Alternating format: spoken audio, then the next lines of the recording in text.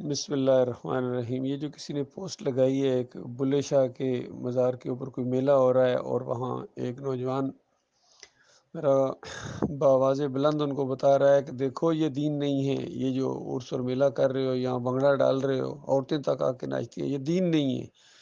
اور ساتھ ہی اس نے کہا کہ بلے شاہ نے ایسی کبھی تعلیم نہیں دی تھی، کاش ایسے ہی ہوتا۔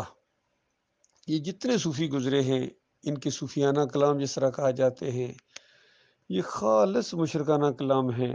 ان کے عقیدے خراب ہیں، وحدت الوجود کے ان کے عقیدے ہیں، وحدت الشہود، حلول، واسطے، وسیلے، نور میں نور اللہ، یہ سارے عقیدے ان صوفیوں کے گزرے ہیں۔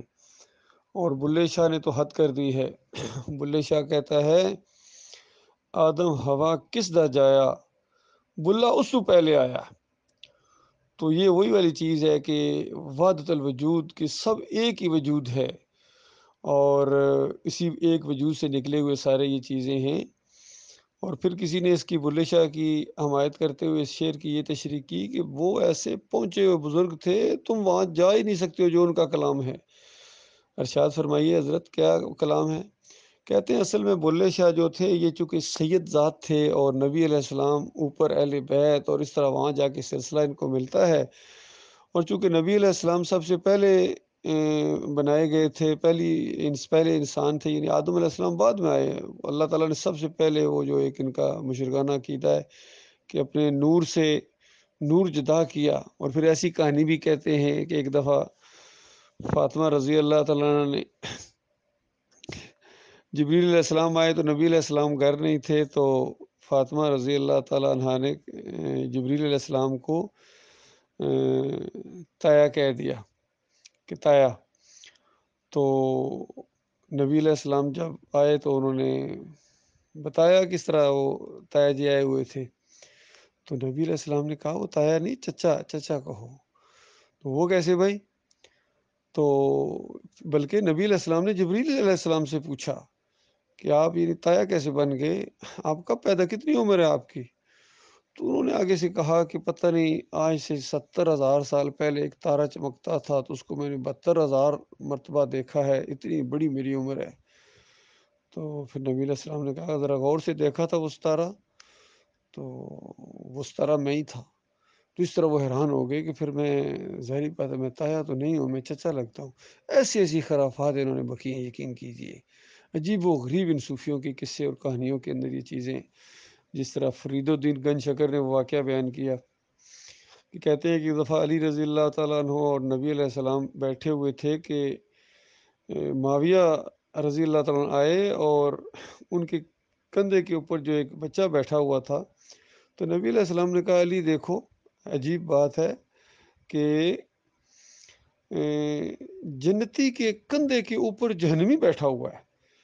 تو علی رضی اللہ عنہ نے کہا کہ یا رسول اللہ یہ آپ کیا کہہ رہے ہیں، یہ معاویہ ہیں، ان کے بیٹے ہیں؟ تو کہا ہاں بالکل یہ بات تو ہے، لیکن تمہیں نہیں معلوم کہ یہ جو بچہ ہے نا، یہ میری اور تیری اولاد کے ساتھ یعنی حسن حسین کے ساتھ کیا کرے گا۔ حسین رضی اللہ عنہ کو آگے جائے۔ تو علی رضی اللہ عنہ نے کہا کہ یا رسول اللہ پھر چھوڑے مجھے، میں اس کو ابھی قتل کر دیتا ہوں۔ کہا نہیں، یہ مقدر ہو چکا ہے۔ ایسی روایتوں کو یہ علی انجینئر بھی بیان کرتا ہے کہ وہ نبی علیہ السلام بوتل میں خون بند کر رہے تھے اور انگلی رکھ کے کہا کہ یہاں میرا بچہ دے گا۔ ایسی جھوٹی صوفیوں کی پھیلائی ہوئی باتیں ہر جگہ پھیلائی جا رہی ہیں، جھوٹے قصے۔ تو کہتے ہیں نبی علیہ السلام کا یہ مقدر ہو چکا ہے۔ تو پھر علی نے کہا کہ اچھا اس وقت آپ ہوں گے؟ کہ میں نہیں ہوں گا۔ میں ہوں گا، آپ بھی نہیں ہوں گی۔ تو میری زوجہ اور آپ کی اہلیہ فاطمہ ہوں گی؟ ان کا وہ بھی نہیں ہوں گی۔ تو علی رضی اللہ تعالیٰ عنہ نے بڑی پریشانی میں کہا کہ پھر میری اولاد کے اوپر ماتم کون کرے گا؟ تو نبی علیہ السلام نے کہا کہ پوری امت کرے گی، یعنی آج جو پوری امت یہ ماتم کر رہی ہے، یہ رافضی گویا یہ واقعہ بالکل وہ سچ ثابت ہو گیا۔ اس طریقے سے فرید الدین گنج شکر نے اپنے ملفوظات کے اندر صرف اپنے ایک بغض کو سامنے لانے کے لیے اور شیعت اور رافضی کو پھیلانے کے لیے جو بچہ 25 ہجری میں عثمان رضی اللہ عنہ کے دور کے اندر پیدا ہو رہا، اس کو نبی علیہ السلام کی زندگی میں لے آئے۔ تو یہ اصل میں ان کا ایک پروپیگنڈا ہے، زور ہے، اور عوام ہے انہی کو پوجتی ہے۔ عبد القادر جیلانی کے بارے میں دیکھیے کیسے کیسے عقیدے ہیں۔ حالانکہ عبید اللہ ابن یونس نے اس کی ہڈیاں اکھاڑ کے دجلہ میں پھینکوا دی تھی کہ اس نے اس طرح پیری مریدی کے ذریعے لوگوں کا مال لوٹا ہوا ہے۔ تو یہ عرس اور میلے آج جو ہو رہے ہیں، لاہور میں بھی سنا آج کل بہت بڑا کوئی میلہ علی اجمیری کی قبر کے اوپر ہو رہا ہے۔ حالانکہ کشف المحجوب کے اندر اتنے شرکیہ واقعات ہیں، اتنے شرکیہ واقعات ہیں، اور سب سے بڑی بات نبی علیہ السلام کے اوپر ایک تہمت بھی ہے۔ اتنا بڑا یہ گستاخ رسول گزرا ہے، یہ ظالم صوفی علی اجمیری جس کو کہتے ہیں، اور قوم داتا صاحب بس سب لگے ہوئے ہیں۔ کوئی کمپلیکس بنوا رہا ہے، کمپلیکس بنوانے والا کس طرح دیکھیے ذلیل و خوار ہو رہا ہے، اور جس نے سونے کا دروازہ لگایا تھا اس کو پھانسی پر لٹکا دیا گیا۔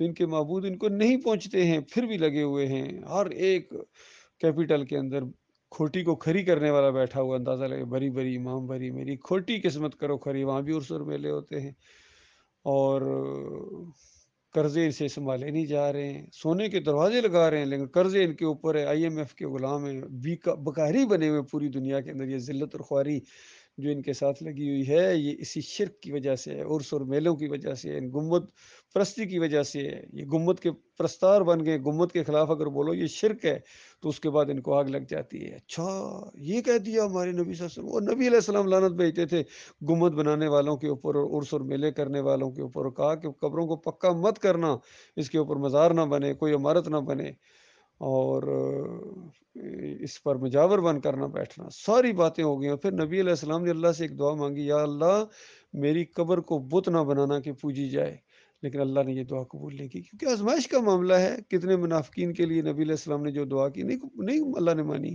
اور اس طرح کی کچھ دعائیں ہیں۔ اللہ کی پابند تھوڑا ہی کسی کا، ہاں دعا مانگنے والے کا اجر اللہ بڑھاتا ہے، دعا اللہ سے مانگنا یہ اللہ کی عبادت ہے، باقی وہ قبول کرے نہ کرے۔ تو یہ باتیں ہیں، آج نبی علیہ السلام کی قبر بھی پوجی جا رہی ہے۔ اب کسی جگہ عرس اور میلہ ہو رہا ہے، مزار اور گنبد کے خلاف بولیں گے تو آگے سے کہے گا نبی علیہ السلام کی قبر کے اوپر جو عمارت بنی ہوئی ہے، گنبد بنا ہوا ہے، اس کا کیا ہے؟ تو کیا کہو گے؟ حالانکہ 700 سال بعد بنا ہے۔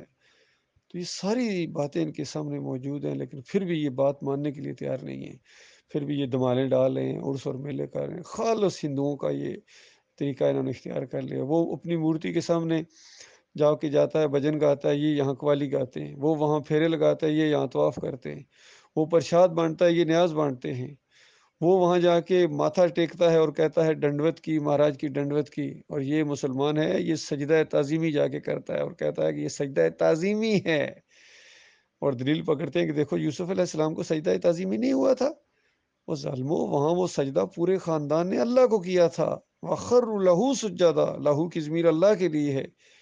اور جن کے دماغ کے اندر شرک ہوتا ہے، عقیدہ خراب ہوتا ہے، وہ اس طرح تفسیر کرتے ہیں کہ یوسف علیہ السلام کو سجدہ ہوا۔ تو یہ سب کچھ جو کچھ ہو رہا ہے، صوفیوں نے یہ تصوف، وحدت الوجود اور حلول کے عقیدے پیش کیے، اور ان دوسرے مولویوں نے، علماء سو نے، جو حرام خور قسم کے مولوی تھے، انہوں نے حیات النبی فی القبر کا عقیدہ اور روح کی واپسی کا عقیدہ احمد بن حنبل کے ذریعے آیا، ابن تیمیہ، ابن قیم، ابن حجر اسقلانی، سب نے اس کو پروموٹ کیا آگے، اور آج سارے مسالک کی رگوں کا خون ہے یہ عقیدہ۔ تو اس وجہ سے یہ بربادی آئی ہے۔ اللہ تعالیٰ غور و فکر کرنے کی توفیق عطا فرمائے۔ ان موجودہ علماء میں سے کسی نے اس شرک کے خلاف آواز نہیں اٹھائی ہے۔ اگر یہ علماء شرک کے خلاف آواز اٹھاتے، ہمت کرتے، اپنی آخرت کے اوپر نگاہ ان کی ہوتی، اللہ کے وقار کے لیے اٹھتے، تو آج کہاں سے کہاں معاملہ پہنچ چکا ہوتا۔ کسی نے آواز نہیں اٹھی، کسی عالم دین نے، سوائے ڈاکٹر مسعود الدین عثمانی رحمۃ اللہ علیہ کے۔ انہوں نے بڑی شدت کے ساتھ اس قبر پرستی کی جڑ کے اوپر تیشہ چلایا کہ بھائی مانو ان کو پکارتے ہو، یہ سنتے ہی نہیں ہیں، اموات غیر احیاء، یہ مردے ہیں، ان کے اندر زندگی کی رمق تک باقی نہیں ہے۔